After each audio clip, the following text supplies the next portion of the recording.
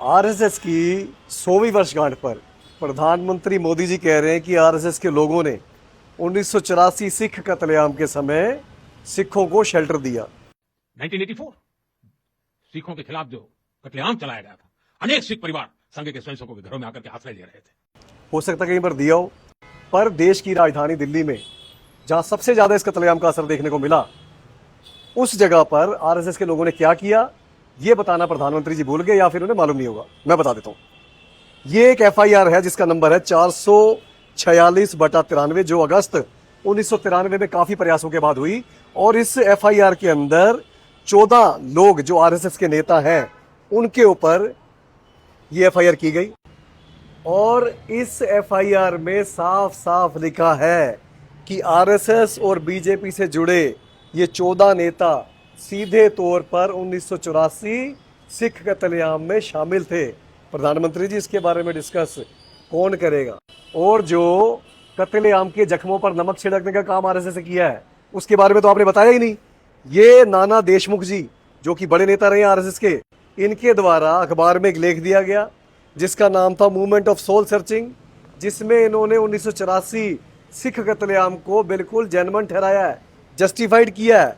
Justified the Sikh massacre as a result of genuine feeling of anger, कि लोगों का गुस्सा बिल्कुल जायज है बता रहे हैं। और सिखों को सलाह दे रहे हैं कि ये वायलेंस तो अनअवॉइडेबल था, आपको सेल्फ डिफेंस करने की बजाय पेशेंस रखनी चाहिए थी। मतलब आपको अपना बचाव भी नहीं करना चाहिए था। आपको कोई मारने आ रहा था तो उसको कहना चाहिए था, आओ जी हमें मार लो।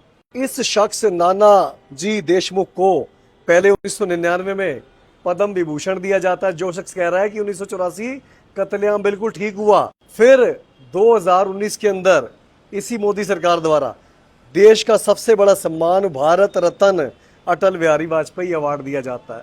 इससे ज्यादा नमक छिड़कने का काम और क्या हो सकता है? तो प्रधानमंत्री जी ने पूरा सच नहीं बताया आरएसएस के बारे में। और ये बात मैं नहीं कह रहा, भाजपा के नेता जो पहले कांग्रेस में थे, तरविंदर सिंह मारवाह जी, कैप्टन अमरिंदर सिंह जी, ऐसे बहुत सारे नेताओं ने कही है कि जो आरएसएस के लोग 1984 सिख कत्लेआम में शामिल थे उन्हें सजा दो। ਤੇ ਇੱਕ ਸਵਾਲ ਹੁਣ ਮੇਰਾ ਦਿੱਲੀ ਦੇ ਸਿੱਖ ਲੀਡਰਸ਼ਿਪ ਨੂੰ ਹੈ, ਕੀ ਹੋ ਗਿਆ ਤੁਹਾਨੂੰ? ਸ਼ਰਮ ਨਹੀਂ ਆ ਰਹੀ ਤੁਹਾਨੂੰ?